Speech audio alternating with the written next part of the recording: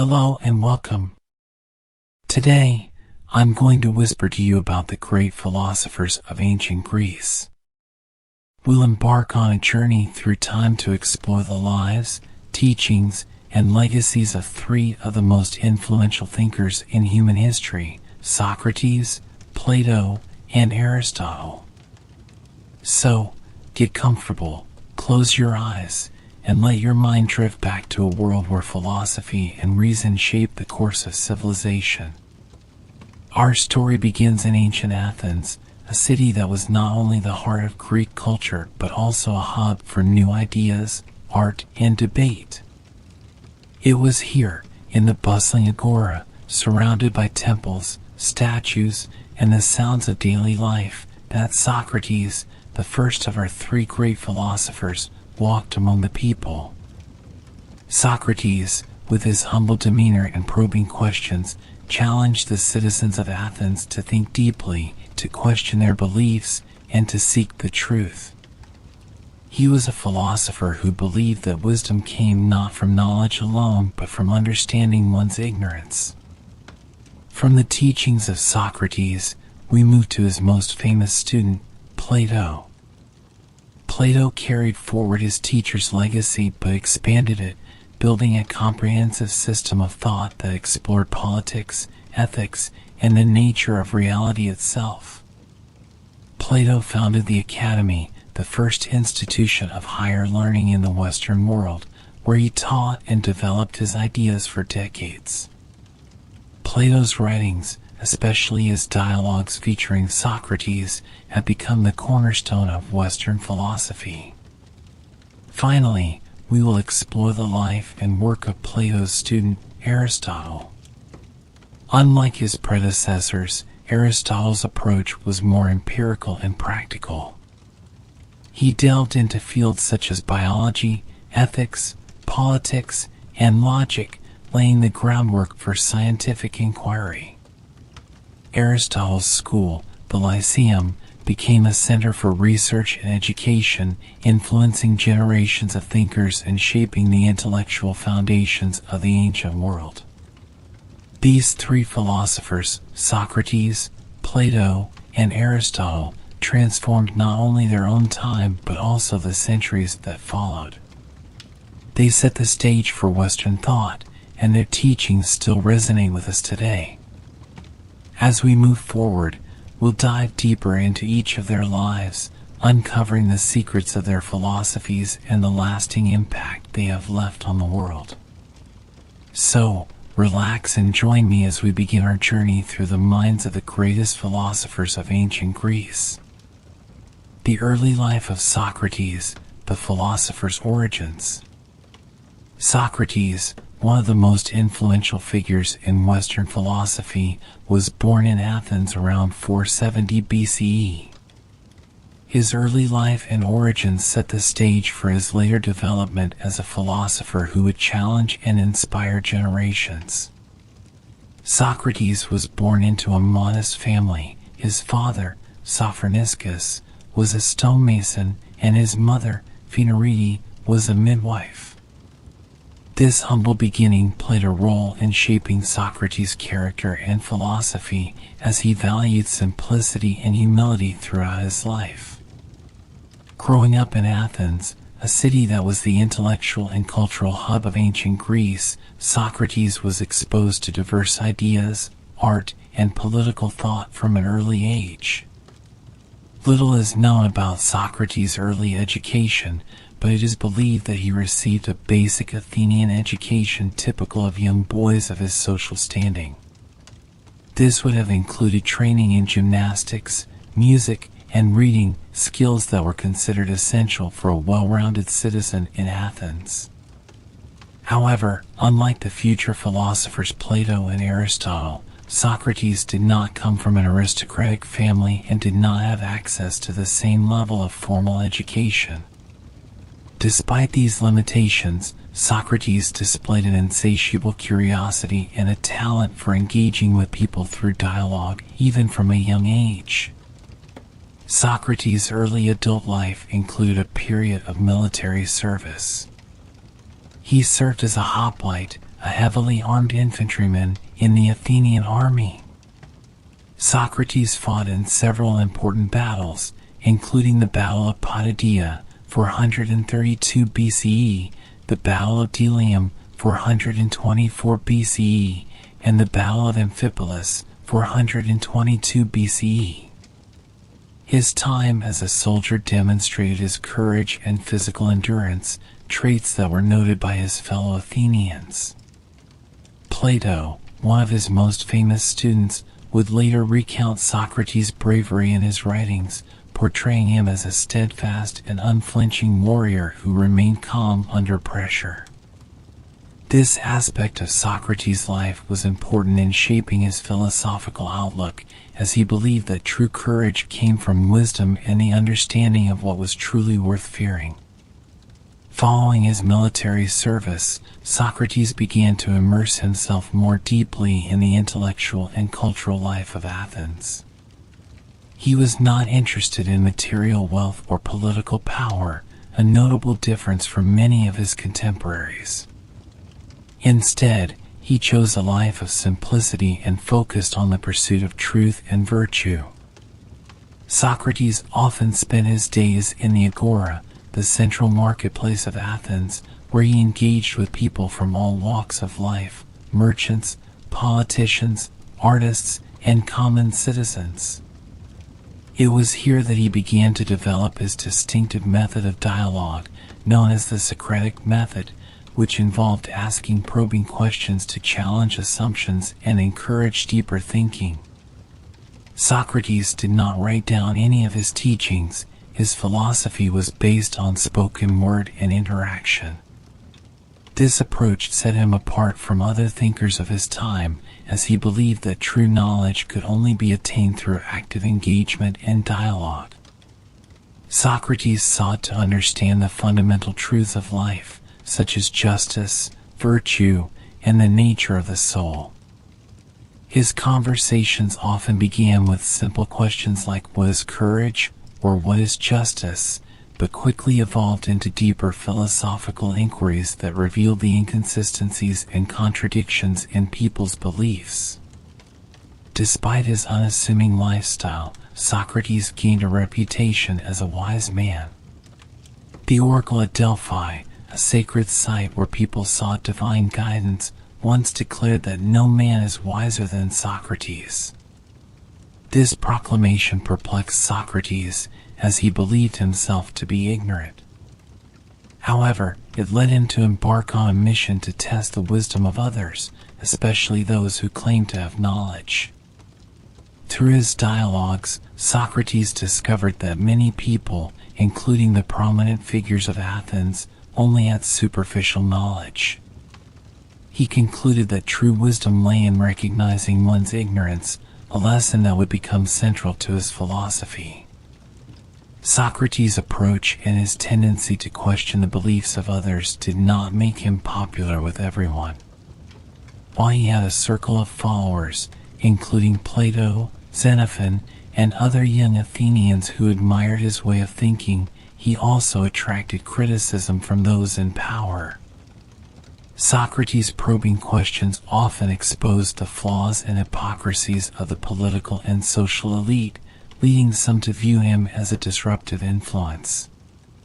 Despite this, Socrates remained committed to his mission, believing that his role was to act as a gadfly that provoked the Athenian society to greater self-awareness and improvement.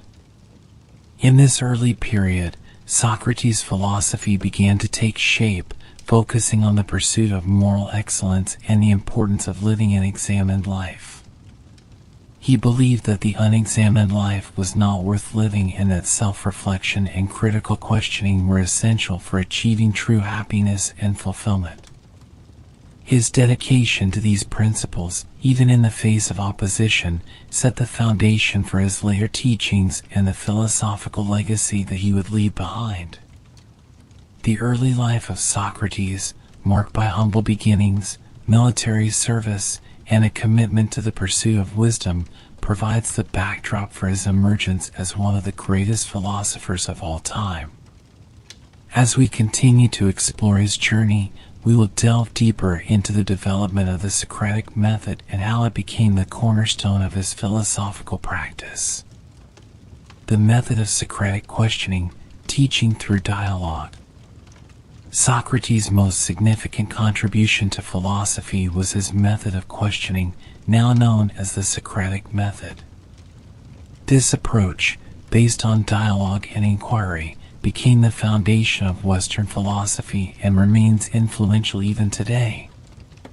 The Socratic method was not just a technique for teaching, it was a way of life for Socrates, one that reflected his belief in the importance of self-examination and the pursuit of truth.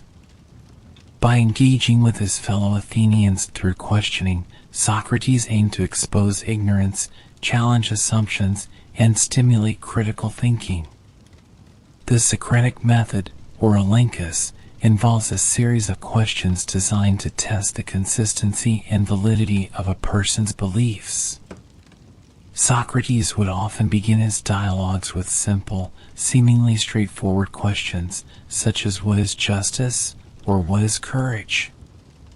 As the conversation progressed, he would guide his interlocutor through a process of exploration, examining each answer in depth and highlighting contradictions or gaps in reasoning. This method aimed not only to uncover the flaws in people's thinking but also to help them reach a deeper understanding of fundamental concepts. Socrates believed that true knowledge was not something that could simply be taught or transferred from one person to another. It had to be discovered through a process of self-reflection and dialogue. This belief was rooted in his conviction that wisdom began with the recognition of one's own ignorance. By engaging others in conversation, Socrates hoped to lead them to a state of aporia, or puzzlement, where they realized the limitations of their knowledge. In this state of uncertainty, Socrates believed that the individual was more open to questioning their assumptions and seeking genuine understanding. A key feature of the Socratic method is its dialectical nature, meaning it is a collaborative process rather than a one-sided lecture. Socrates did not claim to have the answers himself. Instead, he acted as a guide, encouraging others to think for themselves. He would often position himself as the one asking questions, not as an authority dispensing knowledge. This approach set him apart from the sophists, professional teachers who charged fees for their services and claimed to impart wisdom. Socrates, on the other hand, believed that philosophy should be a shared pursuit, accessible to all and not motivated by profit. Socrates' dialogues took place in public spaces, such as the agora, where people from all walks of life gathered. His method was democratic in nature. He engaged with anyone willing to participate, regardless of their social status or background. This inclusivity was a radical departure from the elitist approach of many other thinkers of his time. By conversing with politicians, craftsmen, soldiers, and even slaves, Socrates demonstrated that wisdom was not confined to a particular class or occupation. Instead, he believed that every individual had the potential to attain knowledge through dialogue and self-examination. However, the Socratic method was not without controversy. By questioning the beliefs of prominent citizens and challenging the status quo, Socrates often made powerful enemies.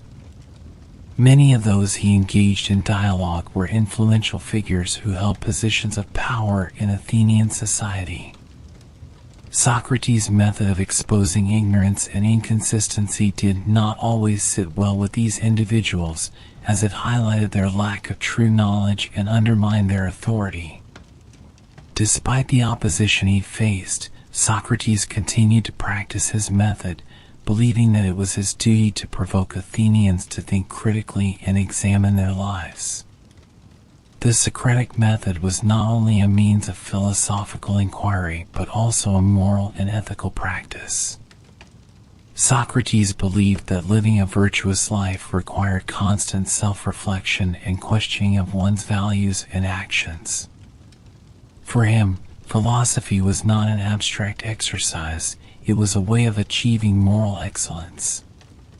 By examining concepts such as justice, courage, and piety, Socrates aimed to uncover the true nature of these virtues and how they could be applied in daily life. He argued that a person who does not examine their beliefs and actions is unlikely to live a good and just life.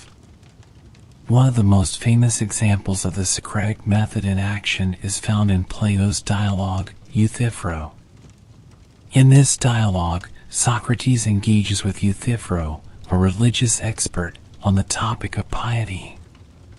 Socrates asks Euthyphro to define piety, and through a series of questions, he demonstrates that Euthyphro's definitions are inconsistent and unclear. The dialogue ends without a clear resolution, leaving Euthyphro and the reader pondering the true nature of piety.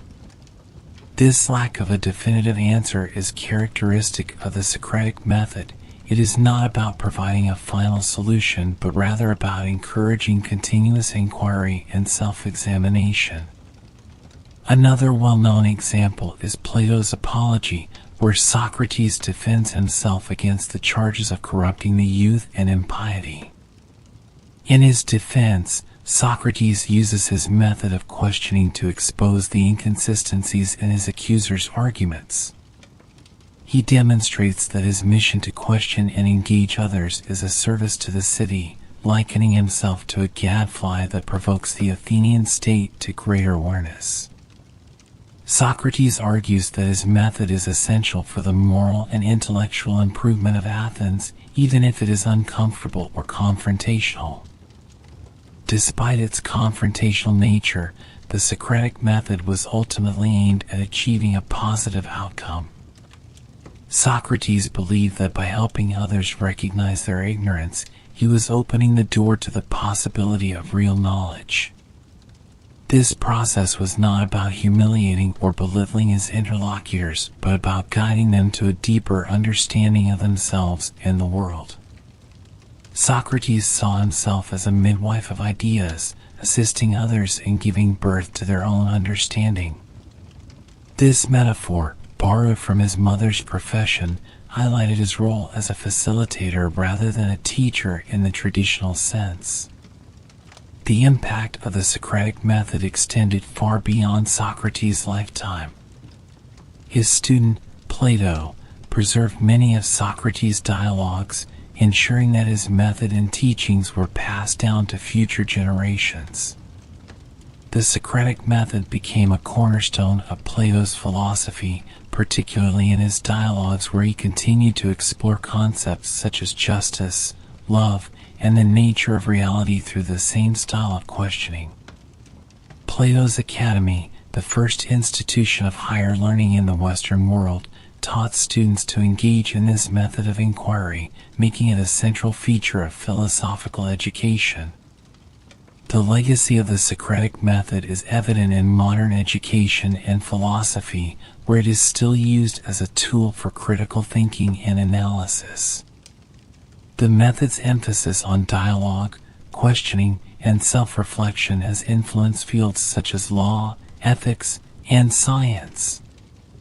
In classrooms and courtrooms alike, the spirit of Socratic questioning continues to challenge assumptions, reveal truths, and foster a deeper understanding of complex issues. As we move forward in exploring Socrates' life, we will examine the impact of his method and teachings on the city of Athens, culminating in his trial and death. Despite the controversies and opposition he faced, Socrates remained steadfast in his belief that a life without examination was not worth living, a principle that would define his legacy and influence generations of philosophers to come. Socrates' trial and death, the philosopher's stand against injustice. Socrates' life and philosophy culminated in one of the most dramatic events in ancient Greek history, his trial and subsequent death. The trial of Socrates in 399 BCE was a pivotal moment, not only for the philosopher himself, but for the city of Athens and the history of Western thought. Accused of corrupting the youth and impiety, Socrates was brought before a jury of his fellow citizens. Despite the gravity of the charges and the potential consequences, Socrates remained steadfast in his beliefs, using his trial as an opportunity to defend not only his actions but the principles he stood for. The charges brought against Socrates were twofold: impiety, meaning disrespecting the gods of the city, and corrupting the youth of Athens. These accusations reflected the discomfort and unease that Socrates' method of questioning had caused among the powerful and influential figures in Athenian society. By challenging accepted beliefs and exposing the ignorance of those who claimed to possess knowledge, Socrates had made many enemies.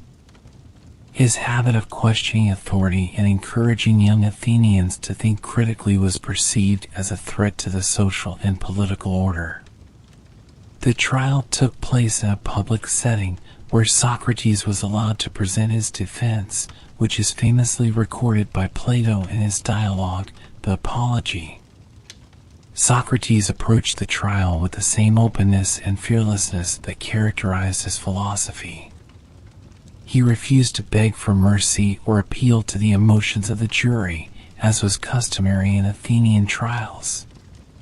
Instead, he stood before the court with calm dignity, using his characteristic method of questioning to demonstrate the inconsistencies in the charges against him. Socrates argued that he had no intention of corrupting the youth. Rather, he believed his role was to encourage them to seek truth and wisdom. In his defense, Socrates referenced the Delphic oracle, which had once declared that no man is wiser than Socrates. Socrates explained that his life's mission was a response to this divine pronouncement. He had set out to test the wisdom of others, believing that if he could find someone wiser than himself, he could prove the oracle wrong. However, his dialogues had only revealed the ignorance of those he questioned. Socrates suggested that his role was like that of a gadfly, provoking the Athenian state into self-reflection and improvement.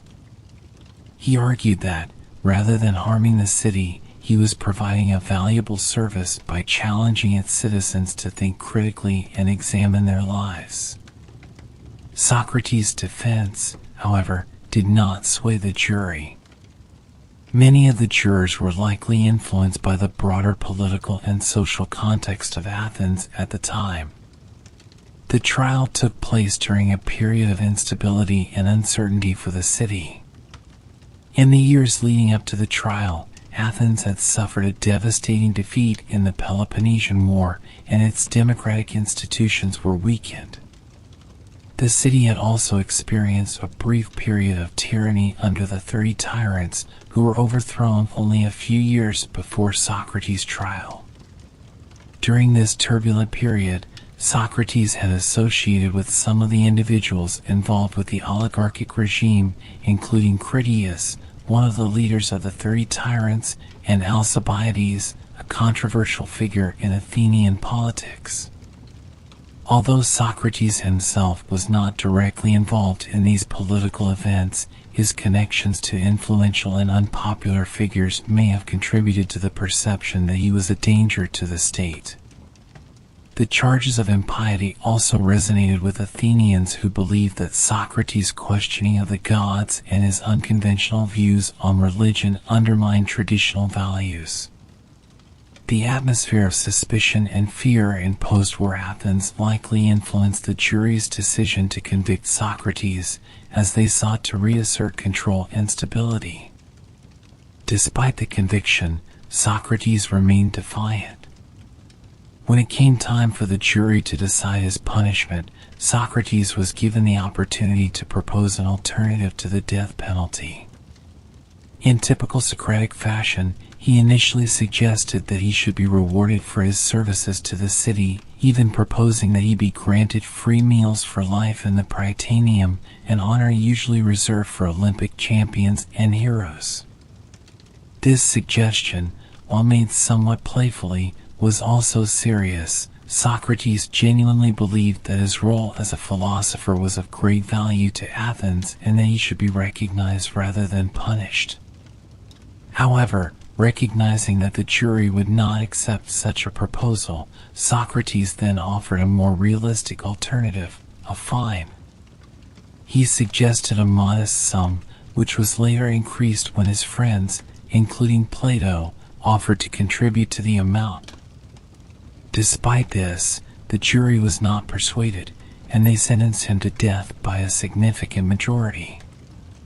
Socrates' refusal to appeal to their emotions or to compromise his principles likely contributed to this outcome, as the jury saw his defiance as further evidence of his disregard for the city's authority. Socrates' death sentence was to be carried out using hemlock, a poisonous plant. His execution was delayed due to a religious festival, giving Socrates time to spend his final days with his friends and followers. Plato's dialogue Phaedo provides a moving account of these last moments. In the dialogue, Socrates remains calm and composed, discussing the nature of the soul and the afterlife with his companions. He expresses no fear of death, viewing it as a release of the soul from the body and an opportunity to continue the pursuit of knowledge in another realm. Socrates' acceptance of his fate was consistent with his philosophical beliefs. He had always maintained that it was better to suffer injustice than to commit it, and that the pursuit of truth and virtue was more important than life itself. By willingly accepting the death penalty, Socrates demonstrated his commitment to these principles. He refused to flee Athens, even when his followers offered to help him escape. Socrates believed that fleeing would undermine the laws of the city and contradict his lifelong advocacy for the rule of law. His death became a powerful statement about the importance of integrity and the courage to stand by one's convictions, even in the face of persecution. The execution of Socrates marked the end of his life, but the beginning of his legacy. His trial and death sparked widespread debate and reflection, both among his followers and within Athenian society. Plato, one of his most devoted students, immortalized Socrates in his dialogues, ensuring that his ideas and method would survive long after his death. The image of Socrates calmly accepting his fate, drinking the hemlock with dignity, became a symbol of the philosopher as a martyr for truth and justice.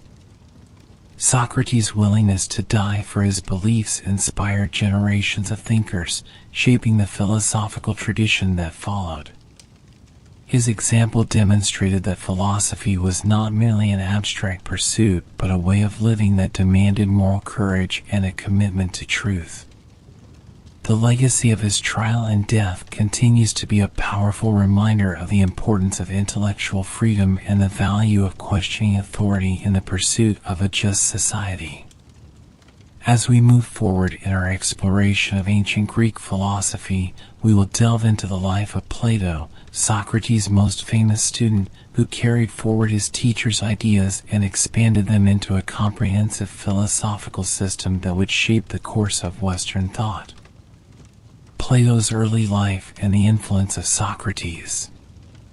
Plato, one of the greatest philosophers in history, was born in Athens around 427 BCE into an aristocratic and influential family.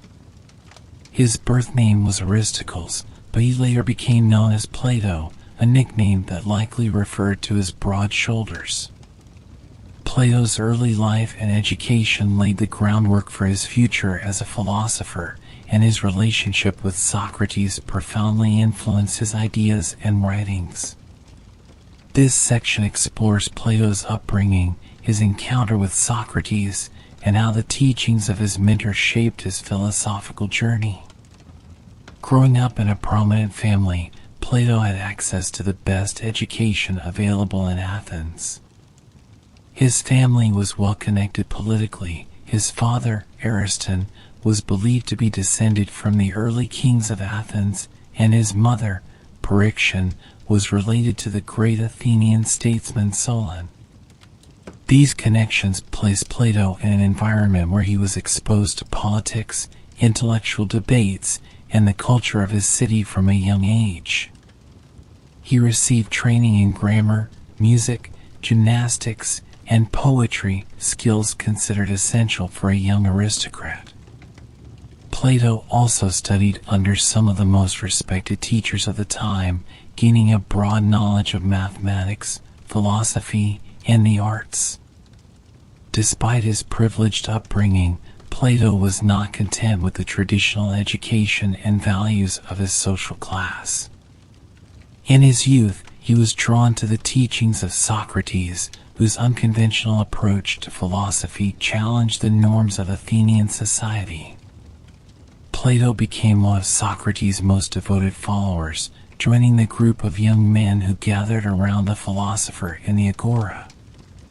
The influence of Socrates on Plato was profound.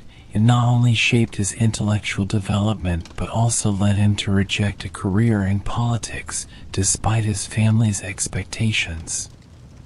Socrates' method of questioning and his emphasis on the pursuit of virtue over material wealth or power deeply resonated with Plato. Through Socratic dialogue, Plato learned to question accepted beliefs and to seek truth through reasoned inquiry. Socrates taught Plato that knowledge was not simply a collection of facts, but a deeper understanding of universal principles such as justice, goodness, and beauty. This approach to philosophy appealed to Plato, who saw it as a way to improve not only the individual but also the city-state as a whole. Plato's admiration for Socrates went beyond his philosophical teachings. He was inspired by Socrates' character and way of life. Socrates' commitment to truth, his disregard for material wealth, and his courage in the face of adversity left a lasting impression on the young Plato. Socrates lived modestly, engaging with people from all walks of life, and he was willing to stand up against the powerful figures of Athens, even if it meant putting himself in danger. This example of integrity and moral courage became a central theme in Plato's later works, as he sought to explore what it meant to live a virtuous life. The death of Socrates in 399 BCE was a turning point in Plato's life. Plato was in his late 20s at the time, and the trial and execution of his mentor had a profound impact on him. He was present at the trial and witnessed how Socrates defended himself with calm dignity, refusing to compromise his principles. The unjust execution of Socrates was a source of deep disillusionment for Plato, who saw it as a failure of the Athenian democracy he had once admired. This event led him to question the very nature of justice and the role of politics in achieving a just society.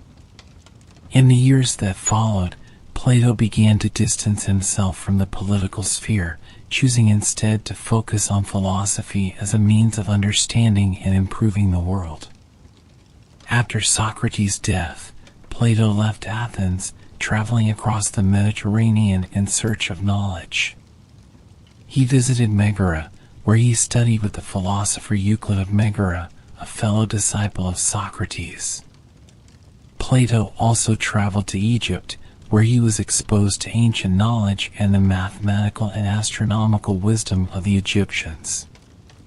This experience broadened his understanding of the world and enriched his philosophical perspective. Plato's travels played a significant role in shaping his ideas, as he encountered different cultures and schools of thought that challenged and expanded his worldview. Plato's journey eventually took him to Sicily, where he became involved in the politics of the city of Syracuse.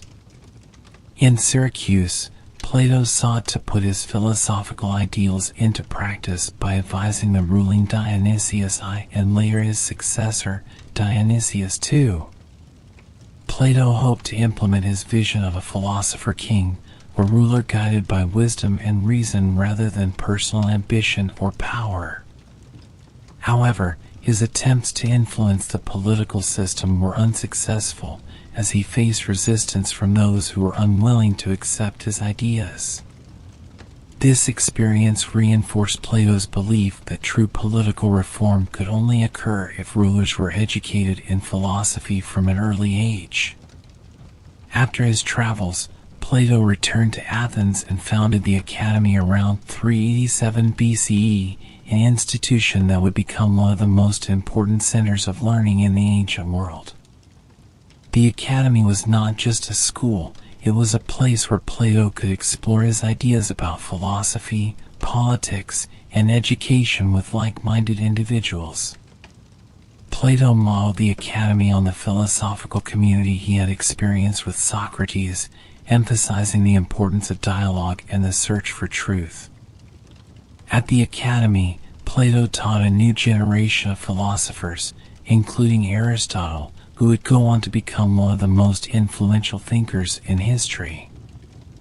The foundation of the Academy marked the beginning of Plato's mature philosophical work. He began writing his famous dialogues, which combined Socratic questioning with his own ideas and theories. In these dialogues, Plato explored fundamental questions about ethics, politics, metaphysics, and knowledge. Works such as the Republic, Phaedrus, and Symposium reflected his belief in the power of philosophy to transform both individuals and societies. Through these writings, Plato sought to continue the legacy of Socrates while also developing his own vision of a just and virtuous life. Plato's dialogues often featured Socrates as the main character, using his teacher's voice to explore complex philosophical issues. By portraying Socrates in his works, Plato aimed to preserve the spirit of his mentor's teachings and to keep his memory alive. However, Plato did not merely replicate Socrates' method, he expanded upon it, integrating ideas from other traditions and incorporating his own theories, such as the concept of the forms, ideal and unchanging realities that exist beyond the material world. The forms became a central element of Plato's philosophy, representing the ultimate truth that philosophers must seek. The influence of Socrates on Plato's life and thought is evident throughout his works.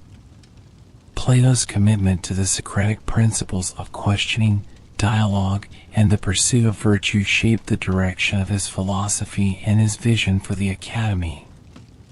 At the same time, Plato's disillusionment with the political events surrounding Socrates' trial led him to develop a critical perspective on democracy and the role of the state. His experiences with Socrates and his own political failures convinced him that true justice could only be achieved through a society led by wise and virtuous rulers, a concept he explored in detail in his work The Republic. Plato's early life, marked by his aristocratic background, education, and encounter with Socrates, set the stage for his development as a philosopher. The influence of his mentor shaped his thinking and inspired him to continue the search for truth even after Socrates' death. As we move forward, we will delve into Plato's founding of the Academy and the development of his philosophical system, exploring how he sought to create a framework for understanding the world and achieving justice. The founding of the Academy, Plato's school and teachings. After years of travel and philosophical exploration, Plato returned to Athens and founded one of the most influential institutions in Western history, the Academy.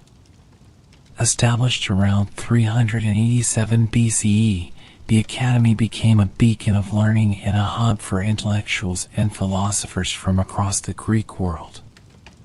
It was here that Plato would further develop his ideas, teach a new generation of thinkers, and lay the groundwork for his vast body of work, including the development of his famous theories about politics, ethics, and metaphysics.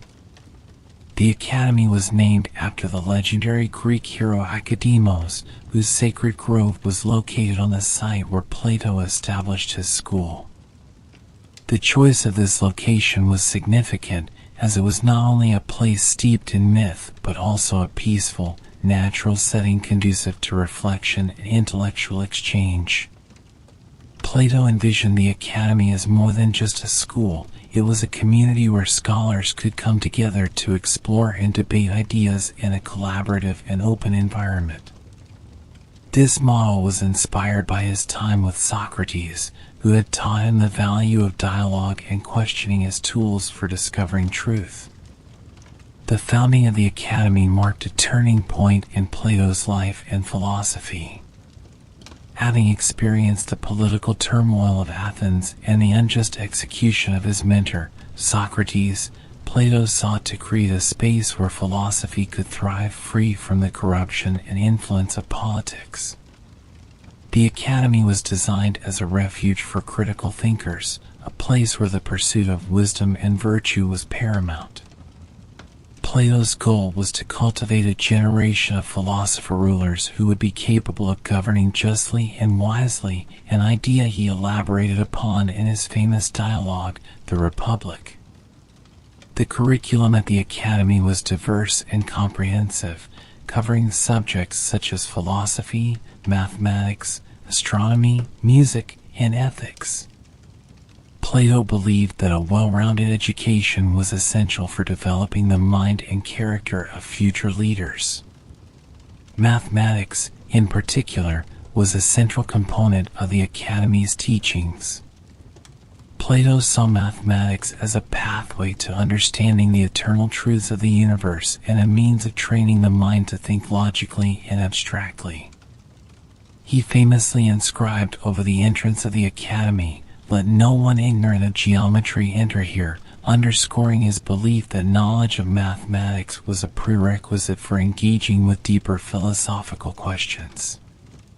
One of the most important aspects of Plato's teachings at the academy was his theory of the forms, or ideas. Plato proposed that the physical world we experience is merely a shadow of a higher, unchanging reality. According to this theory, the objects and phenomena we observe are imperfect copies of eternal and perfect forms that exist beyond the material realm.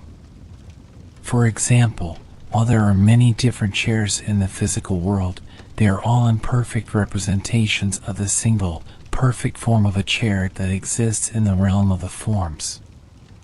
This concept extended to all things, including abstract ideas such as justice, beauty, and goodness. Plato believed that true knowledge was not derived from sensory experience, but from understanding these eternal forms through reason and intellect. The theory of the forms was central to Plato's philosophy and became a focal point of the academy's teachings. In his dialogue, The Republic, Plato elaborates on this idea through the allegory of the cave, where he describes prisoners chained in a cave, seeing only shadows projected on a wall. For Plato, these shadows represent the physical world, while the objects casting the shadows are the eternal forms. The philosopher's role, he argued, was to break free from the cave, turn towards the light, and see the true reality, the world of the forms. Once enlightened, the philosopher must then return to the cave to help others see beyond the shadows and attain true knowledge. The academy's emphasis on the forms and the pursuit of higher knowledge distinguished it from other schools in Athens, such as those led by the Sophists, who focused on rhetoric and practical skills. Plato criticized the Sophists for their focus on persuasion rather than truth, and he saw their methods as contributing to the corruption and instability of Athenian democracy.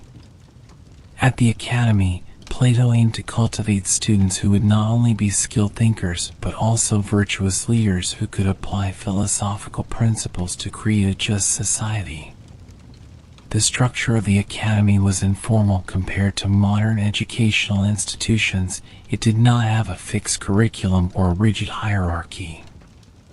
Instead, it operated more like a philosophical community where ideas were exchanged through dialogue, debate, and lectures.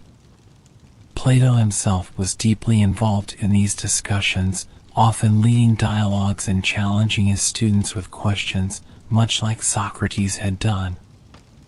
The atmosphere encouraged critical thinking and creativity, and students were expected to engage actively in philosophical inquiry. The diversity of subjects taught at the academy reflected Plato's belief that philosophy was interconnected with other disciplines and that a comprehensive understanding of the world required knowledge from multiple fields. The academy attracted many brilliant minds, and one of its most famous students was Aristotle, who would go on to become one of the greatest philosophers in history. Although Aristotle eventually diverged from Plato's teachings and developed his own philosophy, the time he spent at the academy had a profound impact on his intellectual development. Aristotle's works on logic, ethics, and natural sciences were influenced by the methods and principles he encountered during his years under Plato's tutelage. This relationship between teacher and student exemplified the dynamic and evolving nature of the academy, where ideas were constantly being tested, refined, and expanded. Plato's influence extended beyond the classroom. The academy became a respected institution, and its reputation attracted students and scholars from across the Greek world. Plato's dialogues, many of which were written during his time at the academy, were used as teaching tools and became the foundation of Western philosophical tradition. Works like the Republic, Phaedrus, and Symposium explored concepts such as justice, love, the soul, and the ideal state, blending Socratic dialogue with Plato's own theories. Through these texts, Plato aimed to present his philosophy in an engaging and accessible way, allowing his ideas to reach a wider audience. The Republic is perhaps the most well-known of Plato's works and reflects the core values he instilled at the academy. In this dialogue, Plato envisions an ideal state ruled by philosopher kings, individuals who possess both wisdom and virtue. He argues that only those who have ascended to the level of understanding the forms, particularly the form of the good, are capable of governing justly. The Republic also delves into education, proposing a rigorous system for training future leaders in philosophy, mathematics, and physical disciplines, similar to the approach Plato adopted at the academy. Through this dialogue, Plato outlined a blueprint for a society where philosophical principles and ethical governance could create harmony and justice. The academy remained active for several centuries after Plato's death in 347 BCE, continuing to be a center for philosophical thought and education. It played a crucial role in preserving and advancing Greek philosophy during the Hellenistic period and later influenced Roman intellectual life. The academy's legacy is evident in the many philosophical schools that emerged, each building upon or reacting against Plato's ideas. Even as the original academy eventually declined, its impact on the development of Western thought was profound and lasting. Plato's founding of the academy was a transformative moment in the history of philosophy. It allowed him to explore and expand upon the teachings of Socrates while developing his own comprehensive system of thought. The academy not only shaped the intellectual landscape of ancient Greece, but also established a model for philosophical education that would endure for millennia. Plato's emphasis on dialogue, reason, and the pursuit of truth continues to inspire scholars and students today, demonstrating the enduring power of his vision for a community of thinkers dedicated to the search for wisdom. As we move forward, we will explore one of Plato's most influential works, the Republic, and delve into his ideas about the ideal state, justice, and the role of philosophy in governance. Plato's Republic, the ideal state and justice. Plato's dialogue, the Republic, is one of the most influential works in Western philosophy. Written during his time at the academy, it explores fundamental questions about justice, the nature of the state, and the role of the philosopher in society. In the Republic, Plato presents a vision of an ideal state governed by philosopher kings, individuals who have attained the highest level of knowledge and understanding. This dialogue not only reflects Plato's beliefs about politics and society, but also serves as a profound exploration of ethics, education, and the human soul. It remains a cornerstone of political philosophy and offers insight into Plato's idealistic yet rigorous approach to creating a just society. The dialogue begins with a simple question: what is justice? This question becomes the focal point of the entire work, as Socrates, the main character, engages in a conversation with a group of Athenians and foreigners, including Glaucon and Adimantus, Plato's brothers. The initial responses to the question reflect common views of justice. Cephalus, an older man, suggests that justice is paying debts and telling the truth, while Polemarch argues that it is helping one's friends and harming one's enemies.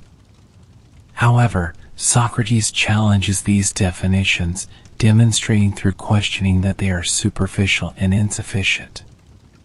This process of dialogue sets the stage for a deeper exploration of justice, not only in the individual but also within the context of the state.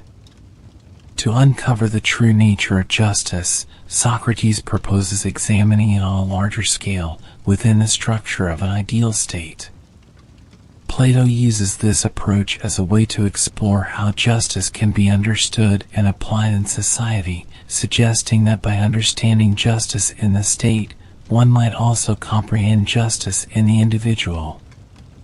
The state, according to Plato, is a reflection of the human soul, and its organization mirrors the different elements that exist within every person. By constructing this ideal state in thought, Plato creates a model through which he explores the relationship between the individual and society, and the way in which justice can be realized in both. Plato's ideal state, as described in the Republic, is structured into three distinct classes, each corresponding to a part of the soul: the rulers, philosopher kings, the guardians, soldiers, and the producers, farmers, artisans, and merchants. The rulers, who represent reason, are the philosopher kings who govern the state. These individuals are selected based on their wisdom, virtue, and understanding of the forms, especially the form of the good.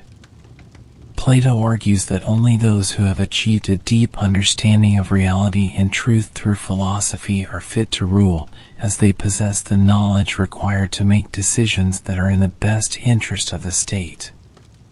The guardians, corresponding to the spirited part of the soul, are responsible for protecting the state and enforcing its laws. Plato envisions the guardians as individuals who are trained from a young age to be courageous, disciplined, and loyal. They are educated in music, gymnastics, and philosophy to develop both their physical and intellectual abilities. This education is designed to cultivate their spirit, or thumos, enabling them to act with bravery and honor in defense of the state. However, their courage must be guided by the wisdom of the philosopher kings, ensuring that their actions are aligned with the pursuit of justice rather than personal ambition or power.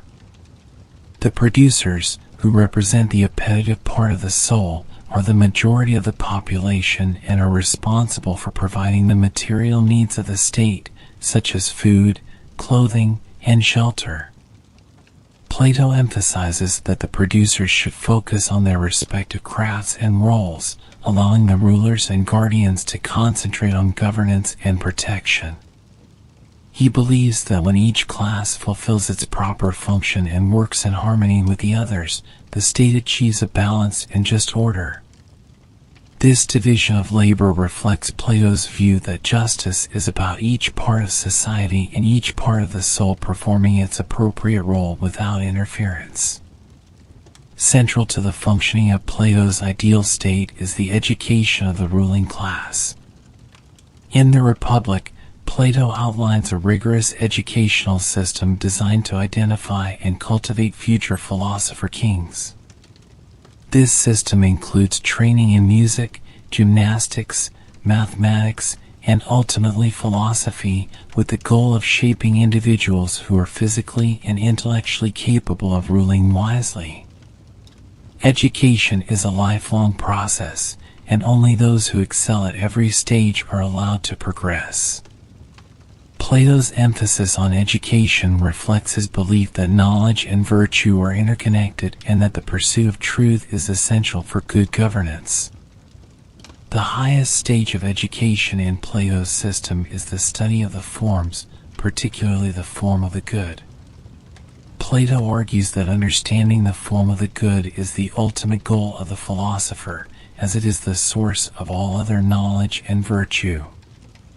In the Republic, he uses the allegory of the cave to illustrate the philosopher's journey toward enlightenment. In the allegory, prisoners are chained in a cave, seeing only shadows on the wall, which they believe to be reality. One prisoner escapes and ascends to the outside world, discovering the true forms of the objects that cast the shadows. This prisoner represents the philosopher, who seeks to understand the true nature of reality beyond the illusions of the physical world. Once the philosopher has attained this knowledge, Plato argues, it is his duty to return to the cave to help others achieve enlightenment. Plato's ideal state is also notable for its radical ideas about family and property. He proposes that the guardian class should live communally, without private property or traditional family structures. Children would be raised collectively, and marriages would be arranged for the benefit of the state, ensuring that only the most virtuous individuals reproduced. Plato believed that these measures would eliminate personal ambitions and conflicts of interest, allowing the guardians to focus entirely on their duties to the state. This communal lifestyle was intended to foster unity and cooperation among the guardians, ensuring that their primary loyalty remained with the state rather than their own families or material wealth. However, Plato's vision of the ideal state is not without controversy.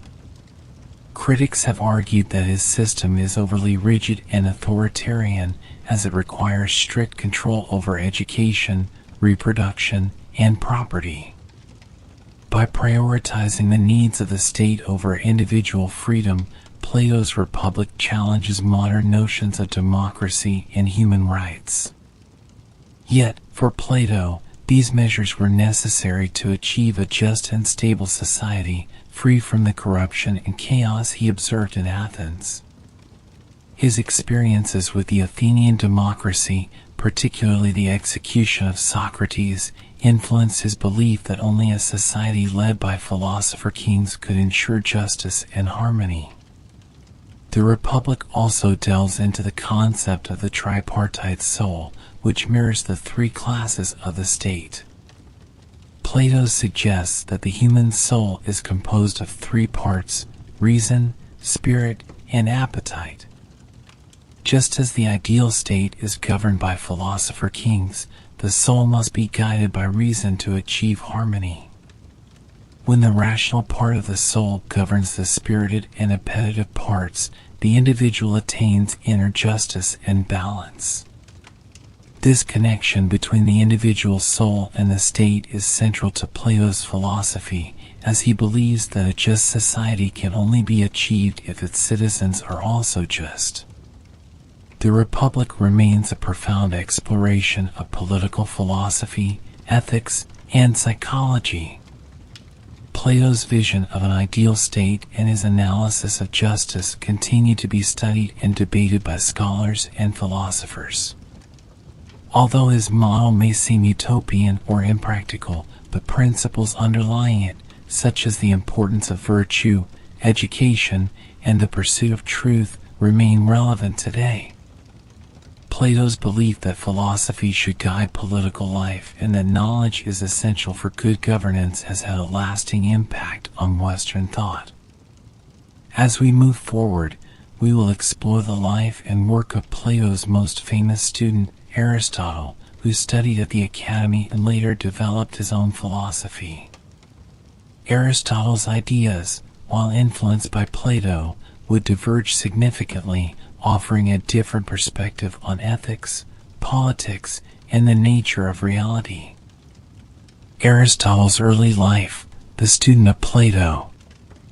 Aristotle, one of the most influential philosophers in history, was born in 384 BCE in the city of Stagira, located in the region of Macedonia. His early life and education set the stage for his development as a philosopher who would later challenge and expand upon the teachings of his mentor, Plato. Aristotle's journey from his modest beginnings in Macedonia to his pivotal role at Plato's Academy in Athens demonstrates the intellectual rigor and curiosity that would define his philosophical legacy. Aristotle was born into a family with a strong medical background. His father, Nicomachus, was the court physician to King Amyntas III of Macedon, the grandfather of Alexander the Great. This early exposure to the medical profession had a lasting impact on Aristotle, sparking his interest in the natural sciences and the workings of the human body. The practical and empirical approach of medicine would later influence Aristotle's philosophical methods, particularly his emphasis on observation and experience as the basis for knowledge. At a young age, Aristotle lost both of his parents, and he was subsequently raised by a guardian named Proxenus of Atarneus. Despite this early loss, Aristotle's education continued, and he demonstrated a keen interest in learning. Recognizing his potential, his guardian sent him to Athens when he was 17 to study at Plato's Academy, which was the most prestigious center of learning in the Greek world at the time. It was here, under the tutelage of Plato, that Aristotle would begin to develop his philosophical ideas. Aristotle spent 20 years at the Academy, studying a wide range of subjects, including philosophy, mathematics, politics, and natural sciences. The Academy, founded by Plato, emphasized a broad and interdisciplinary approach to education, reflecting Plato's belief that knowledge in one area could inform understanding in another. Aristotle thrived in this environment, where he was exposed to the Socratic method of questioning and the Platonic focus on metaphysical ideas, such as the forms, the abstract, eternal truths that Plato believed were the ultimate reality beyond the physical world. Despite his long association with the Academy and his admiration for Plato, Aristotle's philosophical views began to diverge from his teachers. While Plato emphasized the importance of the metaphysical realm and the concept of the forms, Aristotle was more interested in the physical world and the tangible evidence provided by nature. He believed that true knowledge could be gained through observation and experience rather than through the contemplation of abstract ideals. This empirical approach led Aristotle to explore areas that Plato had largely ignored, such as biology, zoology, and physics, laying the foundation for what would become his own school of thought. Aristotle's departure from Plato's ideas became more pronounced over time, particularly in his critique of the theory of forms. Plato argued that the physical world was an imperfect reflection of the higher, unchanging reality of the forms, and that true knowledge could only be attained by understanding these eternal truths. Aristotle, on the other hand, rejected the separation of the physical and metaphysical realms. He believed that the essence of things could be found within the objects themselves, not in some separate, ideal realm. For Aristotle, the study of nature and the analysis of observable phenomena were crucial to understanding the principles that govern the world. This divergence from Platonic thought did not create an immediate rift between teacher and student. Aristotle continued to study and teach at the Academy, participating in the intellectual debates and dialogues that were central to its culture. However, when Plato died in 347 BCE, leadership of the academy was passed to Plato's nephew, Speusippus, rather than to Aristotle. It is unclear whether this decision was based on their philosophical differences or simply a matter of family lineage, but Aristotle chose to leave Athens shortly after Plato's death, marking the end of his time at the academy. Following his departure, Aristotle traveled to Asia Minor, where he spent time in Assos, a city ruled by Hermias, a former student of the academy. Hermias, who was a supporter of philosophy, welcomed Aristotle and provided him with the opportunity to continue his work. During his stay in Assos, Aristotle conducted research in biology and natural sciences, focusing on the study of marine life and other aspects of the natural world. This period of exploration allowed Aristotle to develop his empirical approach further, observing the natural environment and cataloging the behaviors and characteristics of various species. While in Assos, Aristotle also married Pythias, the adopted daughter of Hermias. Their marriage was a significant partnership, as Pythias supported Aristotle's work and accompanied him on his travels. Unfortunately, their time together was relatively short-lived, as Pythias passed away, leaving Aristotle with a daughter, also named Pythias. Despite this personal loss, Aristotle remained dedicated to his philosophical and scientific pursuits. Aristotle's next significant chapter took him to the island of Lesbos, where he collaborated with his friend and fellow philosopher, Theophrastus, in studying the island's diverse flora and fauna. This period was marked by extensive research into biology and zoology, areas where Aristotle made groundbreaking contributions. He meticulously observed and documented the anatomy and behavior of animals, laying the foundations for the field of natural history. Aristotle's empirical approach, which focused on careful observation and classification, distinguished him from his contemporaries and showed his shift away from the metaphysical emphasis of Plato's teachings. In 343 BCE, Aristotle was invited by King Philip II of Macedon to become the tutor of his young son, Alexander, who would later be known as Alexander the Great. Aristotle accepted the offer and returned to Macedonia, where he spent several years educating the future ruler. Aristotle's influence on Alexander was significant, as he instilled in him a love of learning, philosophy, and the Greek culture. Aristotle's teachings also covered politics, ethics, and military strategy, shaping the young Alexander's intellectual development. Although Alexander would later become a military conqueror, Aristotle's early mentorship aimed to guide him towards becoming a philosopher king, an idea that echoed Plato's vision from the Republic.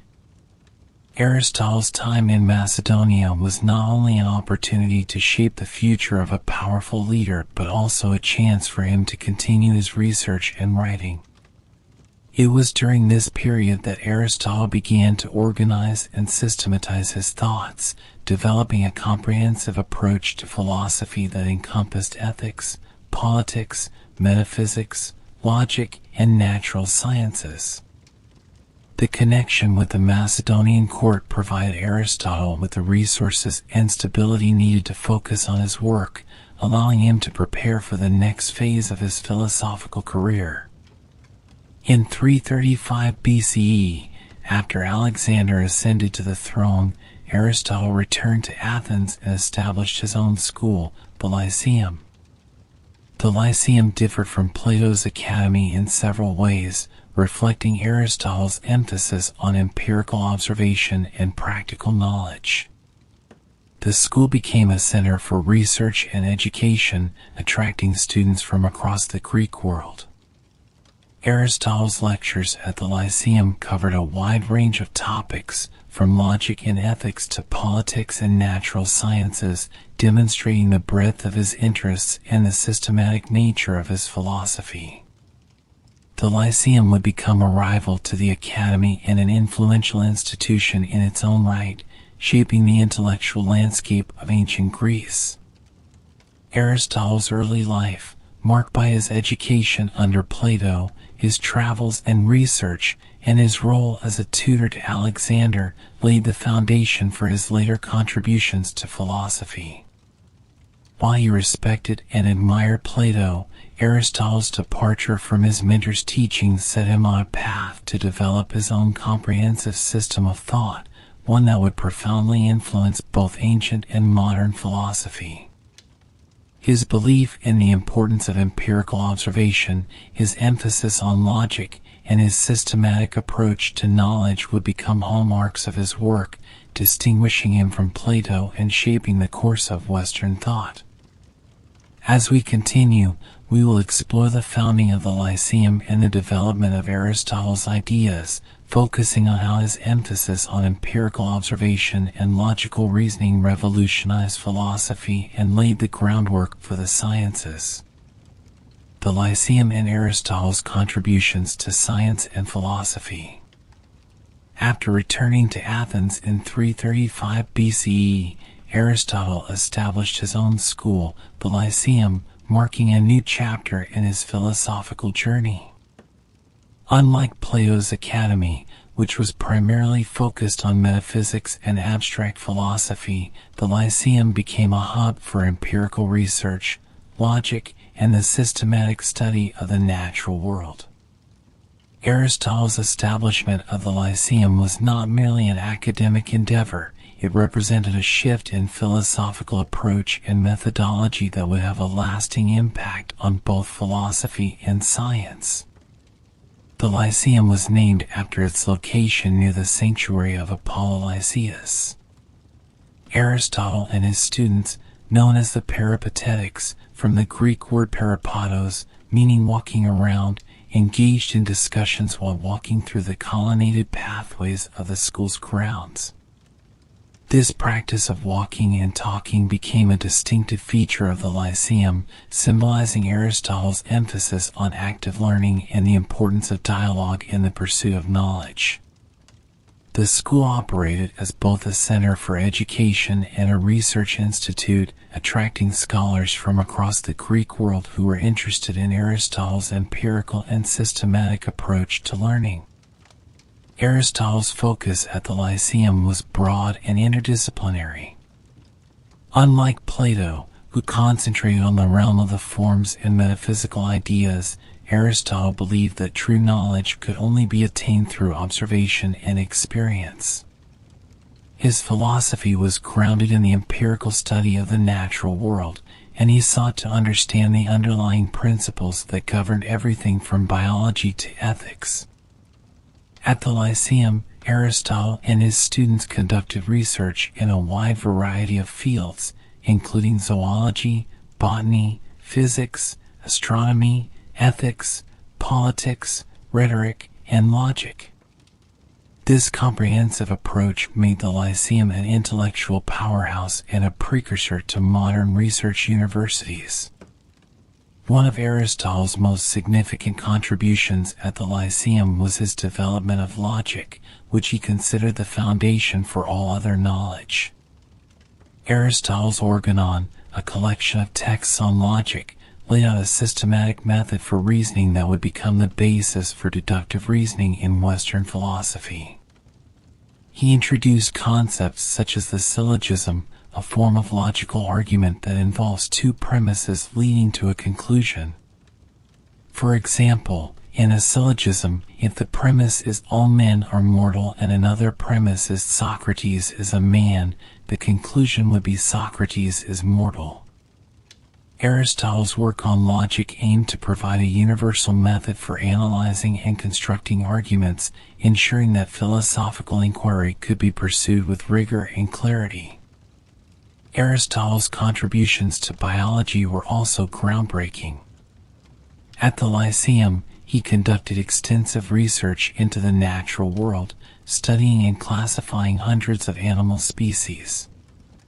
Aristotle's approach to biology was based on direct observation. He dissected animals, recorded their physical characteristics, and documented their behaviors. His work, compiled in texts such as History of Animals, Parts of Animals, and Generation of Animals, represented the first attempt to systematically study and categorize living organisms. Aristotle's classification system, which grouped animals based on shared characteristics, laid the groundwork for the science of taxonomy, which would be further developed in later centuries. Aristotle's biological studies extended beyond mere classification. He also explored the functions and purposes of different organs, introducing the concept of teleology, the idea that natural entities have an inherent purpose or goal. For instance, he argued that the heart is designed to pump blood and that this function is essential for the survival of the organism. Aristotle's teleological approach shaped his understanding of nature as a structured and purposeful system, where every part of an organism had a specific function that contributed to the whole. This perspective influenced not only biology but also his views on ethics and politics, where he applied the same principle of purpose and function to human behavior and society. In addition to his work in biology, Aristotle made significant contributions to ethics and politics, two fields that he believed were closely related. In his text Nicomachean Ethics and Politics, Aristotle explored the nature of human happiness, virtue, and the ideal state. Unlike Plato, who proposed an idealized version of the state governed by philosopher kings, Aristotle took a more pragmatic approach, focusing on the observation of existing political systems and their strengths and weaknesses. Aristotle believed that the best form of government was one that balanced the needs of the community while promoting the development of virtue among its citizens. He argued that the state's role was to create conditions where individuals could achieve eudaimonia, or human flourishing, by living virtuous lives. Aristotle's ethics were grounded in the concept of virtue, which he defined as a mean between extremes. For example, courage is a virtue that lies between the extremes of recklessness and cowardice.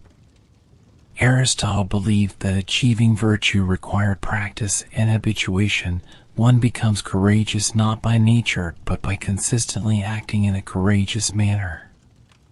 This emphasis on practice and moderation formed the basis of Aristotelian ethics, a system that encouraged individuals to strive for balance and rationality in their actions. Aristotle's focus on practical ethics and his rejection of Plato's idealism reflected his commitment to an empirical and realistic understanding of human behavior. The Lyceum also became a center for political theory, where Aristotle developed his ideas about governance and the role of the state. Unlike Plato's idealized republic, Aristotle's politics analyzed various existing forms of government, including democracy, oligarchy, monarchy, and aristocracy. Aristotle argued that no single system was universally ideal. Instead, the best form of government depended on the specific circumstances of each city-state. He emphasized the importance of the middle class in maintaining stability, suggesting that a strong and sizable middle class could prevent the extremes of wealth and poverty that often led to conflict. Aristotle's political philosophy was pragmatic, focusing on how states could be structured to achieve both justice and stability. Aristotle's influence extended beyond philosophy and biology. He also made notable contributions to physics and metaphysics. In his work Physics, Aristotle explored the principles of motion, causality, and the nature of change. He introduced the concept of the four causes: the material cause, what something is made of; the formal cause, its shape or essence; the efficient cause, the agent that brings it into being; and the final cause, its purpose. This framework provided a comprehensive way to understand the natural world and its processes. Aristotle's focus on the final cause, or purpose, in natural entities was central to his teleological view of the universe, where everything in nature had an end goal or function. In his metaphysics, Aristotle further developed his ideas about the nature of reality, challenging Plato's theory of the forms. Aristotle argued that reality is composed of substances, individual entities that exist in the physical world and possess both form and matter. Unlike Plato, who separated the physical and ideal realms, Aristotle believed that the essence of things, their form, was present within the substances themselves. This idea, which he called hylomorphism, emphasized the unity of form and matter and became a cornerstone of Aristotelian metaphysics. Aristotle's rejection of the dualistic separation of Plato's philosophy marked a significant departure and laid the foundation for future debates on the nature of existence. The Lyceum's influence continued long after Aristotle's death in 322 BCE. His student, Theophrastus, succeeded him as the head of the Lyceum and carried on Aristotle's work, particularly in the field of botany. The school remained a major center of learning for centuries, contributing to the preservation and development of Aristotle's ideas. The comprehensive and empirical approach that Aristotle pioneered at the Lyceum set a precedent for future scientific and philosophical inquiry, influencing the development of fields such as medicine, astronomy, and physics in the Hellenistic period and beyond. Aristotle's legacy at the Lyceum and his contributions to multiple branches of knowledge shaped the intellectual tradition of the ancient world. His emphasis on observation, logic, and empirical study provided a foundation for scientific methods that continue to be relevant today. Aristotle's systematic approach and his belief in the interconnectedness of different fields of knowledge demonstrated the breadth of his intellectual vision and his commitment to understanding the world in all its complexity.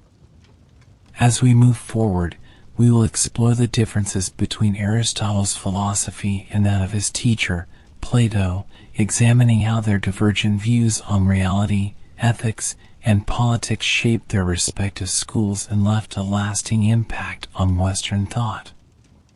The divergence between Plato and Aristotle, different philosophical paths. Although Plato and Aristotle are often mentioned together as two of the greatest philosophers in Western history, their approaches to philosophy and their views on fundamental concepts diverged significantly. As teacher and student, they shared a foundation in the pursuit of knowledge and the development of ethics, politics, and metaphysics. However, Aristotle's philosophy eventually took a different path, challenging and revising many of Plato's core ideas. This divergence was not simply a matter of theoretical disagreement, it represented two fundamentally different ways of understanding the world and the nature of knowledge. At the heart of the philosophical divide between Plato and Aristotle is their differing views on metaphysics and the nature of reality. Plato's philosophy, as presented in his dialogues such as the Republic and Phaedrus, revolves around the theory of the forms, eternal, unchanging ideals that exist in a realm beyond the physical world. According to Plato, the material world is only a shadow or imperfect copy of this higher realm of forms. True knowledge, for Plato, involves transcending the physical and using reason to understand these perfect forms.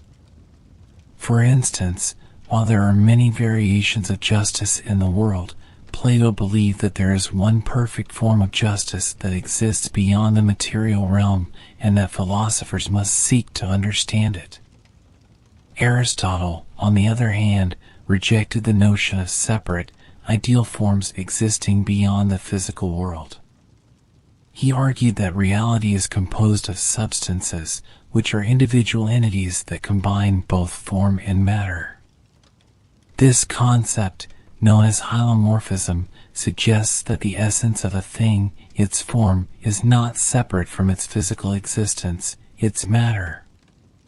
For Aristotle, the form of an object is intrinsic to the object itself, not an abstract ideal existing in a different realm. This fundamental disagreement with Plato's dualistic separation of reality led Aristotle to develop a more empirical and grounded approach to philosophy, focusing on the observation of the natural world. Aristotle's rejection of Plato's theory of the forms also influenced his views on epistemology, the study of knowledge. While Plato believed that true knowledge was innate and could only be accessed through reason and contemplation of the forms, Aristotle argued that knowledge comes from experience and observation. He emphasized the importance of the senses and empirical evidence in understanding the world, believing that we learn about reality through direct interaction with it. This emphasis on observation led Aristotle to develop his method of inductive reasoning, where general principles are derived from the analysis of specific instances. This method contrasts with Plato's approach, which often relied on deductive reasoning from general principles assumed to be true. The divergence between Plato and Aristotle extends beyond metaphysics and epistemology to their views on ethics. Plato's ethical philosophy, particularly as outlined in the Republic, is centered around the concept of achieving a balanced and just state by aligning the soul with the forms. In Plato's view, a just society is one where each individual fulfills their designated role, corresponding to their nature, and where the rulers, or philosopher kings, govern based on their understanding of the form of the good. Plato's idealism is reflected in his belief that the pursuit of knowledge and the alignment with the forms are essential for achieving true justice and virtue. Aristotle, while influenced by Plato's emphasis on virtue, took a more practical approach. His ethical system, known as Nicomachean ethics, focuses on achieving eudaimonia, or human flourishing, through the cultivation of virtue. Aristotle defined virtue as a mean between extremes, such as courage being the balance between recklessness and cowardice. Unlike Plato, who believed that virtue was linked to a higher, unchanging ideal, Aristotle argued that virtue is found through habit and practice in the context of everyday life. He believed that virtue is developed by consistently choosing the right actions, and that ethics must be rooted in the realities of human experience rather than abstract ideals. The divergence in their ethical views also influenced their respective visions for politics. Plato's political philosophy, particularly his vision of the ideal state in the Republic, is built upon his metaphysical beliefs. Plato argued for a state governed by philosopher kings, individuals who have ascended to the knowledge of the forms and are therefore best equipped to rule. He emphasized a highly structured society where citizens are organized into classes, rulers, guardians, and producers, based on their nature and abilities. Plato's idealism is evident in his belief that such a system could create a perfectly just society if those in power truly understood and aligned themselves with the form of the good. Aristotle, conversely, approached politics from a more empirical and observational standpoint. In his work Politics, he analyzed existing political systems and their strengths and weaknesses. Rather than advocating for a single ideal state, Aristotle argued that the best form of government is one that suits the specific circumstances of the polis, city-state, and balances the interests of its citizens. He emphasized the importance of the middle class in achieving political stability, arguing that a large and stable middle class prevents the extremes of oligarchy and democracy from destabilizing the state. Aristotle's pragmatic approach reflects his belief that politics should be grounded in the practical realities of human society rather than an idealized vision of what could be. Aristotle's empirical and practical approach also led him to critique Plato's ideas about education and the role of the state. While Plato advocated for a controlled, state-run educational system designed to produce philosopher kings, Aristotle emphasized the importance of individual development and diversity in education. He believed that education should nurture a wide range of talents and virtues rather than conforming everyone to a single model. Aristotle's focus on empirical observation and the practicalities of everyday life set him apart from Plato's idealism and shaped his views on governance, ethics, and education. The philosophical rift between Plato and Aristotle extended to their understanding of art and aesthetics as well. In Plato's view, art was problematic because it imitated the physical world, which was itself an imitation of the higher realm of forms. Since art represented an imitation of an imitation, Plato believed it could mislead and corrupt people by focusing on appearances rather than truth. Aristotle, however, saw art, particularly tragedy, as a valuable tool for understanding human emotions and virtues. In his work Poetics, Aristotle argued that tragedy has the power to evoke catharsis, a process of emotional purification that allows people to confront and reflect upon their own experiences. For Aristotle, art had the potential to provide moral and intellectual insight, contrary to Plato's more skeptical view. Despite their many differences, the influence of Plato on Aristotle's development as a philosopher cannot be overstated.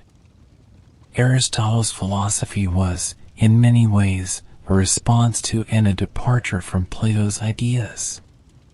By challenging his teacher's views, Aristotle created a comprehensive system that encompassed logic, ethics, politics, metaphysics, and natural sciences. This divergence between Plato's idealism and Aristotle's empiricism shaped the intellectual landscape of the ancient world and provided the foundation for many of the philosophical debates that followed. The contrast between Plato and Aristotle also highlights the dynamic and evolving nature of the Academy and the Lyceum. These two schools of thought, though initially connected through teacher and student, eventually became distinct traditions that influenced the course of Western philosophy. Plato's emphasis on metaphysical speculation and idealism laid the groundwork for later Neoplatonist thinkers, while Aristotle's empirical and systematic approach influenced the development of science, logic, and natural philosophy throughout antiquity and into the modern era. The relationship between Plato and Aristotle demonstrates how philosophy is both a collaborative and a critical enterprise. While Aristotle's departure from Plato's ideas shows the importance of questioning and revising inherited beliefs, their shared commitment to the pursuit of truth and the development of virtue underscores the common ground between them. This dynamic interplay of ideas set the stage for the rich tradition of philosophical inquiry that continues to shape human thought. As we move forward, we will explore the enduring legacy of Socrates, Plato, and Aristotle and how their ideas have shaped Western thought, influencing everything from politics and ethics to science and education. The legacy of the three philosophers, their impact on Western thought. The legacies of Socrates, Plato, and Aristotle are deeply intertwined, forming the foundation upon which Western philosophy and thought are built. Their ideas have shaped everything from ethics and politics to science, education, and metaphysics. Each of these philosophers made distinct contributions that not only influenced their contemporaries but also laid the groundwork for centuries of intellectual development. The enduring impact of their philosophies demonstrates the profound ways in which their ideas continue to resonate and inform modern understanding. Socrates, the earliest of the three, is often seen as the father of Western philosophy. His unique method of questioning, known as the Socratic method, was revolutionary in its emphasis on dialogue, critical thinking, and self-examination. Socrates' approach to philosophy was not about providing answers, but about stimulating thought and encouraging individuals to question their beliefs. By challenging the assumptions and values of those around him, Socrates sought to uncover deeper truths and promote the pursuit of wisdom. His focus on ethics and the examined life set the stage for subsequent philosophical inquiry, emphasizing that philosophy was not just an academic discipline but a way of living. The impact of Socrates on his students, particularly Plato, was profound. Plato carried forward his teacher's legacy, preserving Socratic dialogues in his writings and expanding upon the ideas introduced by Socrates. In his academy, Plato established a systematic approach to philosophy, exploring not only ethics but also politics, metaphysics, and the nature of reality. Plato's development of the theory of forms was one of his most influential contributions. He argued that the physical world is an imperfect copy of a higher, unchanging reality made up of ideal forms. For Plato, true knowledge could only be attained by understanding these eternal forms through reason and contemplation. Plato's emphasis on idealism and his exploration of justice, particularly in his work The Republic, set the foundation for political philosophy. His vision of a society governed by philosopher kings, individuals who possess knowledge of the forms and the wisdom to rule justly, became a model for subsequent thinkers who sought to reconcile ethics and politics. Plato's Academy, the first institution of higher learning in the Western world, became a center for philosophical education, influencing generations of students, including his most famous pupil, Aristotle. The dialogues Plato wrote remain central texts in philosophy, continually studied for their insights into ethics, politics, and metaphysics.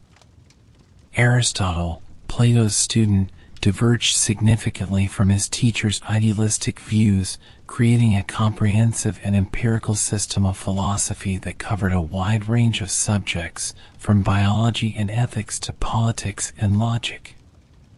Unlike Plato, who emphasized the separation between the physical world and the realm of forms, Aristotle argued that reality is composed of substances, entities that combine both form and matter. His approach, known as hylomorphism, emphasized that the essence of a thing is present within its physical existence. This idea marked a shift towards a more practical and observational approach to philosophy, laying the groundwork for the scientific method. One of Aristotle's most significant contributions was his work on logic, which became the basis for deductive reasoning and the framework for systematic inquiry.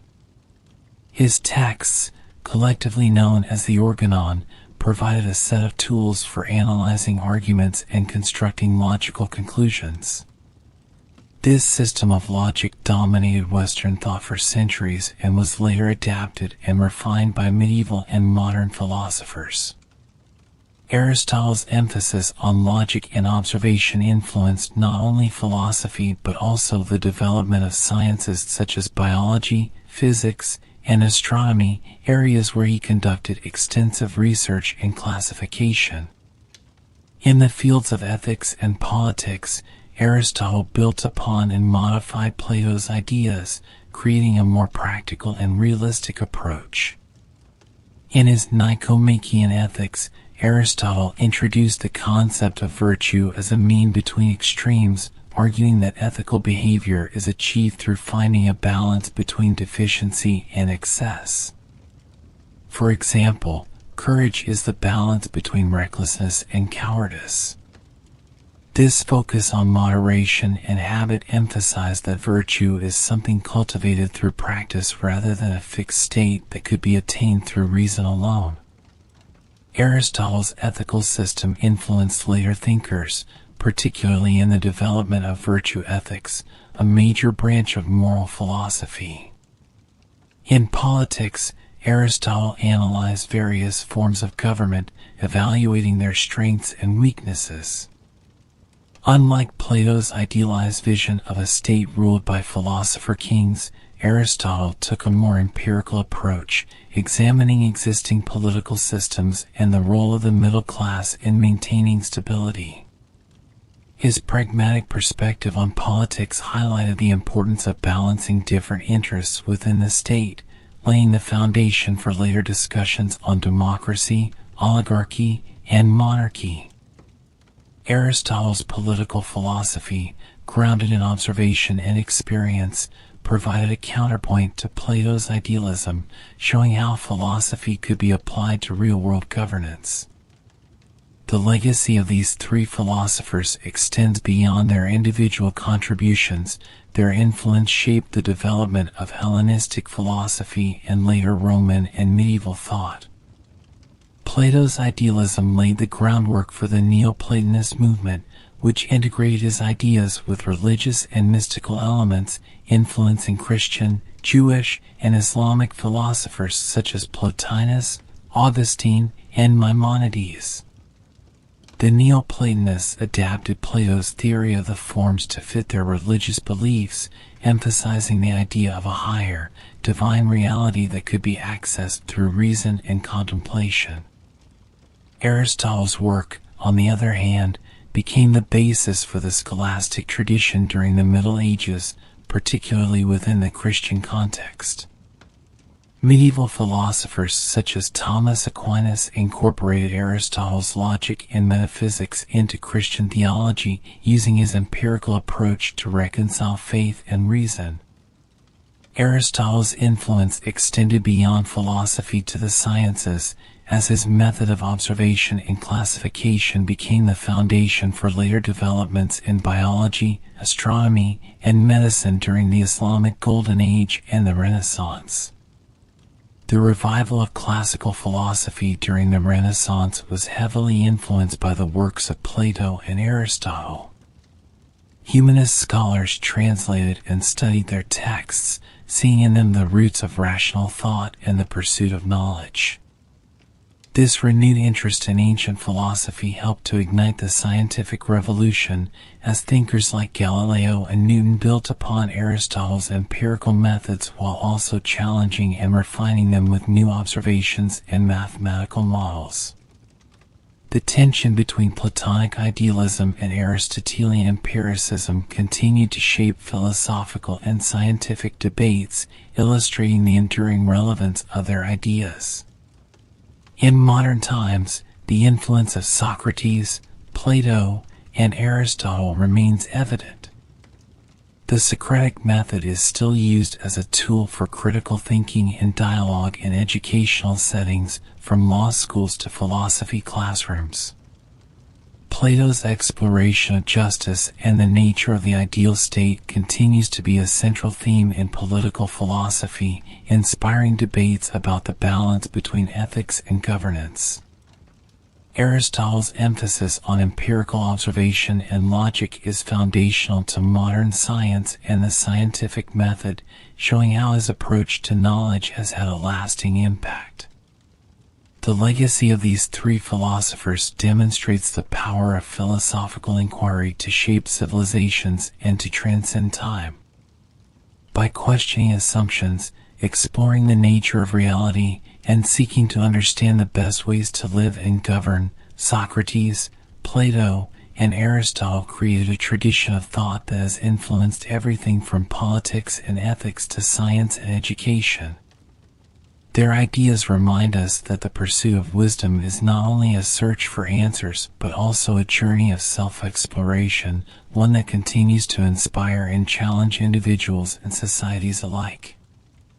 As we conclude this exploration of ancient Greek philosophy, we reflect on the enduring impact of Socrates, Plato, and Aristotle. Their commitment to the pursuit of truth and their contributions to the development of knowledge have left a profound legacy, one that continues to resonate through the centuries. As we wrap up our journey through the fascinating philosophies of Socrates, Plato, and Aristotle, we've explored how their ideas have shaped Western thought and influenced everything from ethics and politics to science and education.